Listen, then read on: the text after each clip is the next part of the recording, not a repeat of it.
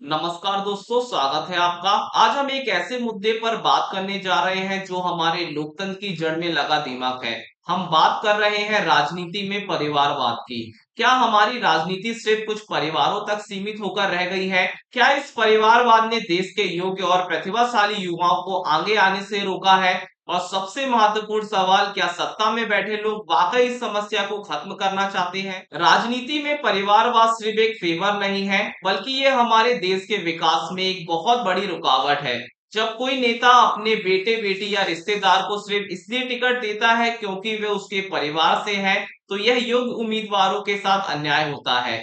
कितने ही ऐसे युवा जिनके पास देश को बदलने का सपना, काबिलियत और दूरदर्शिता है, लेकिन उन्हें मौका नहीं मिलता क्योंकि उनके पास कोई राजनीतिक सरनेम नहीं है। परिवारवाद का सीधा नुकसान देश को होता है। जब आयोग और अनुभवी लोग महत्वपूर्ण पदों पर बैठते हैं तो नीतियां और फैसले प्रभावित होते हैं। इससे देश की प्रगति धीमी हो जाती है। यह एक ऐसी बीमारी है जो हमारे लोकतंत्र को अंदर से खोखला कर रही है।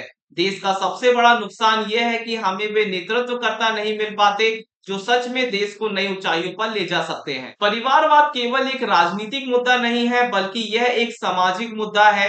जब जनता भी फैमिली पॉलिटिक्स को स्वीकार करती है तो यह लोकतंत्र के लिए खतरनाक हो जाता है।